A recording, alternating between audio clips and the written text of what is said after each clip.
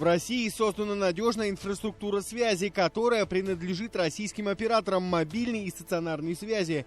Мониторинг работоспособности инфраструктуры ведется круглосуточно.